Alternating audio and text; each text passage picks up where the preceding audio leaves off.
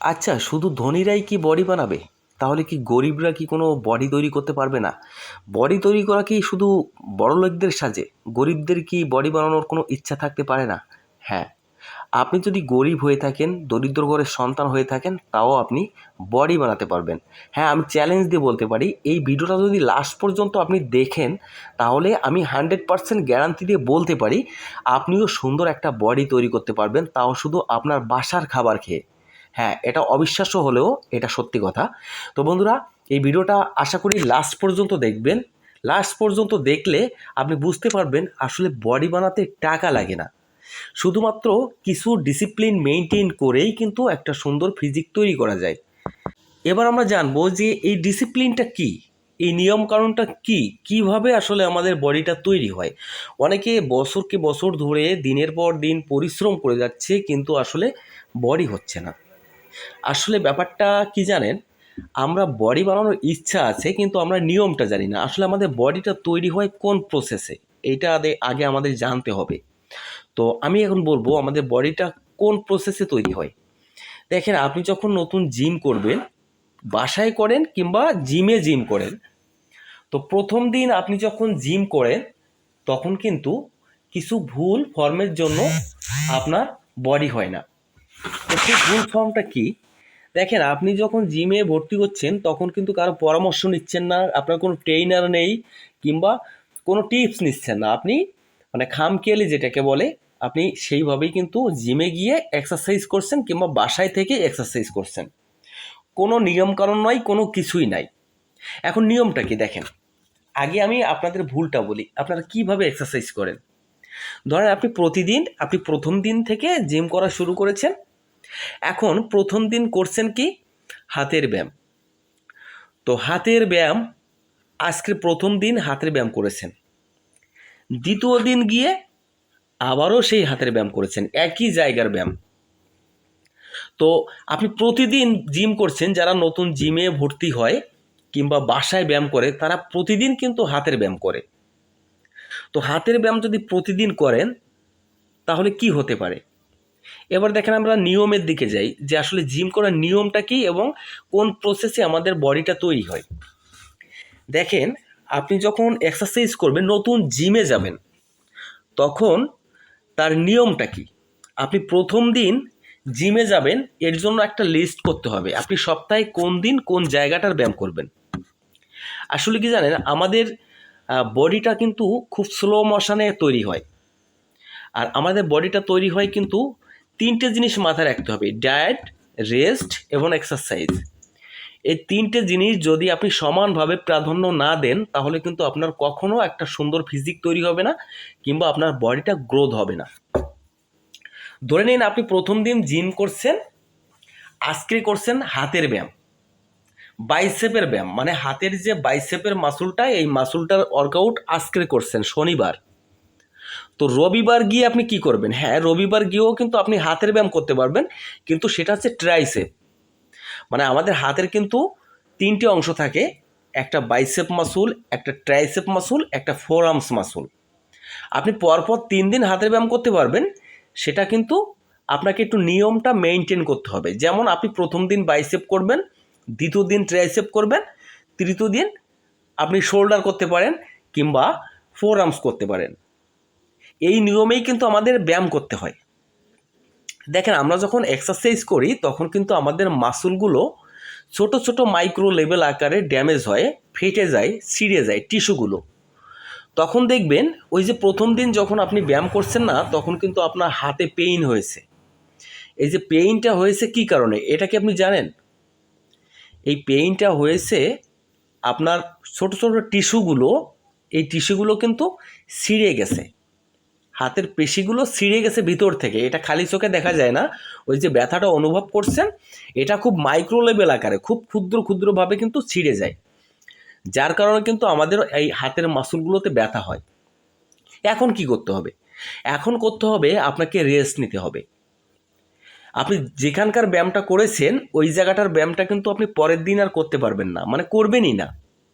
ওখানে আপনাকে রিকভারি হওয়ার জন্য টাইম দিতে হবে।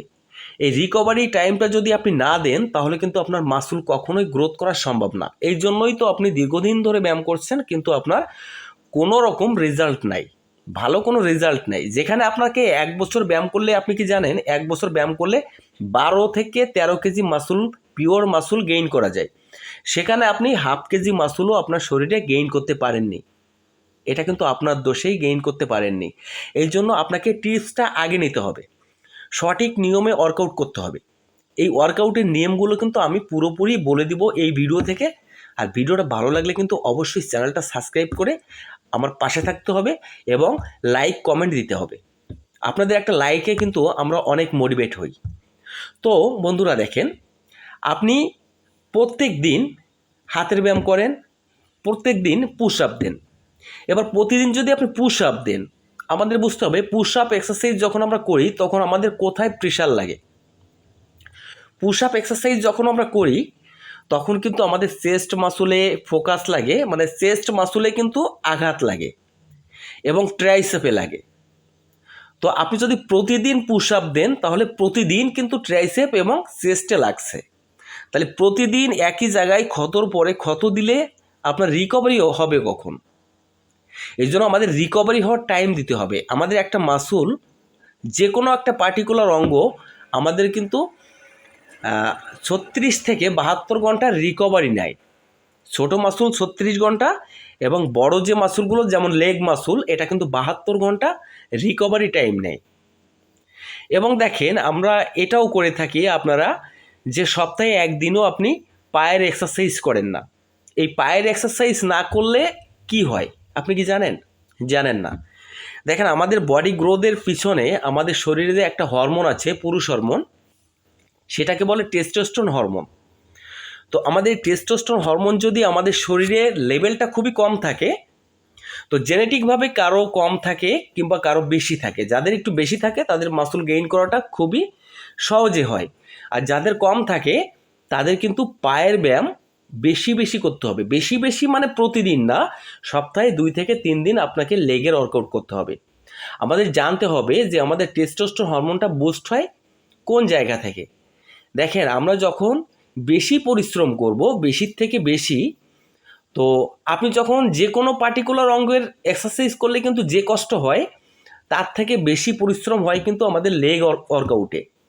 আপনি যখন পায়ের ব্যায়াম করবেন কিংবা স্কোয়াট কিংবা ডেড লিফট কিংবা আপনি এই যে সাধারণ ভাষায় আমরা যেটা বলি ওট বস, এটা করলে কিন্তু আপনার বেশি পরিশ্রম হবে।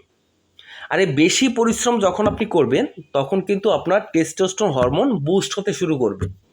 এবার আমাদের শরীরে টেস্টোস্টেরন হরমোন রিলিজ হয় কখন, বেশি রিলিজ হয় কখন, এটাও আপনাদের জানতে হবে।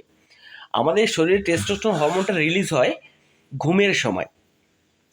আমাদের ব্রেন থেকে যে সিগন্যালগুলো আসে, এই সিগন্যালগুলো কিন্তু আমাদের পরিশ্রমের সময় এবং পরিশ্রমের পরে যে আমাদের রিকভারি টাইমটা রেস্টের, আমাদের শরীরটা গ্রোথ হয় কিন্তু রেস্টের সময়। এক্সারসাইজের সময় কিন্তু আমাদের শরীরটা ভাঙে, আর রিকভারি হয় কিন্তু আমাদের রেস্ট এবং ডায়েটের জন্য।